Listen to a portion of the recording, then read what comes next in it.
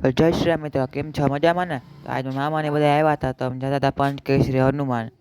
તમે વિસાવદરમાં છો તો તમને ખબર છે કે પંચકેસરી હનુમાન નવું બન્યું છે.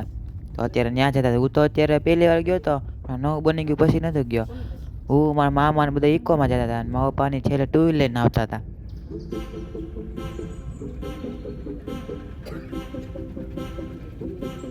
ઇકોમાં બધા છાનુમાના બેઠા હતા, થોડીક વાર મસ્તી કરી લીધી ફની ફેસ બનાવીને સ્નેપચેટમાં.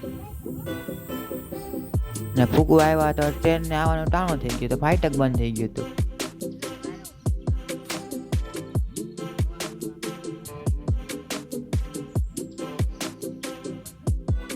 ત્યાં પૂગ્યા તો આમ સુરત ને ડેમનો મસ્ત વ્યૂ આવતો હતો. સરદારભાઈજી ડેમ છે ને ત્યાંનો.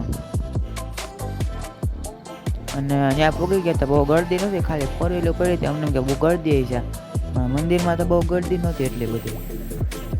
તો અત્યારે એન્ટર થઈ ગયા પંચકેસરી હનુમાન દાદાના મંદિરે. તો અત્યારે પેલા પગે લાગી લે. મંદિરમાં તો બહુ ગરદી નહોતી, 5-6 જણા જ હતા, પણ ઉપર જે બગીચો ને એવું બધું આવે ને ત્યાં લોકો ખાલી ફરવા માટે આવે છે. અને આજ પાછો રવિવાર હતો એટલે આજ એટલી બધી ગરદી ન હોય. શનિવારે વધારે ગરદી હોય, કારણ કે હનુમાન દાદાનો વાર કહેવાય શનિવાર. અને ઉપર ગયા તો ઉપર આમ મોટો આમ ઢોરો છે, એટલે આમ 3 આમ ઓલું કરેલું હોય, 3 બગીચા બનાવેલા છે ઉપર એટલે આમ. અને હિંચકા ને લસરપટ્ટી ને એવું ગોઠવેલું છે. નાના છોકરાને મજા આવે ને, વધારે બધા નાના છોકરાને લઈને જ આવે છે. મજા આવે નાના છોકરાને એટલે. અને અહીંયા અત્યારે સિંહ હોતે આવે છે રાતે બધા સિંહ જોવા પણ આવે છે. અમે એટલે જ આવ્યા હતા કે સિંહ જોવા મળે, પણ અમને સિંહ જોવા નહોતા મળ્યા. મારા પપ્પાની પહેલી વાર આવ્યા હતા ને તો એ લોકોને સિંહ જોવા મળ્યા હતા. સિંહ ને સિંહ હતા ખાલી સામે આમ ઝાડવા જેવું હતું ને, મોટા મોટા ઝાડવા ને નીચે બેઠા હતા. અત્યારે જાય છે અમે ઉપર બગીચા આમ જોવા ખાલી એમને. બાકી અહીંયા તો નાના છોકરાનું ખાલી ફરવાનું છે એમને. બાકી મેઇન તો મંદિર જ છે, હનુમાન દાદાનું મંદિર.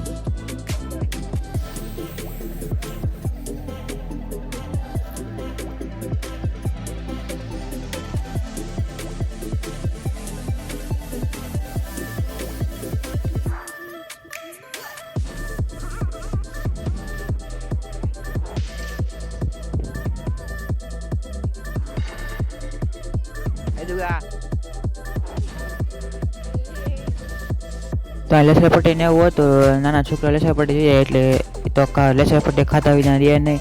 એટલે ઘડીક લસરપટ્ટી હિંચકાને ખવડાવી દીધું દીયુને વંશિકાને એને. ને સૂરજ આથમતો હતો ને મસ્ત આમ ફોટો ને આવતો હતો. ઘડીક વાર ફોટા પાડ્યા બધાએ.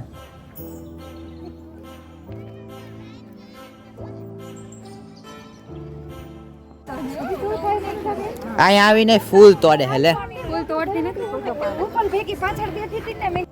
વળતી ખેલે મેં ગાડી હાકી લીધી. ઠેઠ લગી થઈ ગઈ, પણ થોડા ખોદી હાકી હતી. ને ઘરે આવ્યો તો દોસ્તારો આવ્યા હતા. તો અત્યારે જમવાનું બધા મારા ઘરે જતું, મારા કાકા ને મારા મામા ને બધાને. તો અત્યારે બનાવવાનું હતું ફ્રૂટ સલાડ.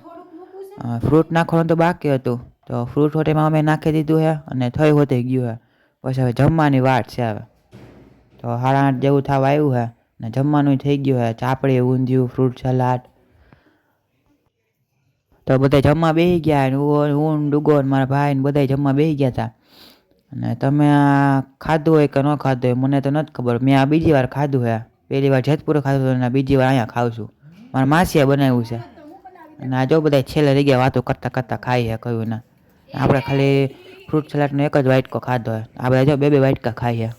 આપણે ખાલી એક નથી ખોઈટે મારે. શું કરવું છે ત્યાં? અત્યારે આવી ગયા તાપણું કરવા. શું કરવા? તાપ કરવા. હાલો તાપ કરવા બધા. બહુ ટાઈટ હોય છે. ઓલા લોકો હજી જમે છે.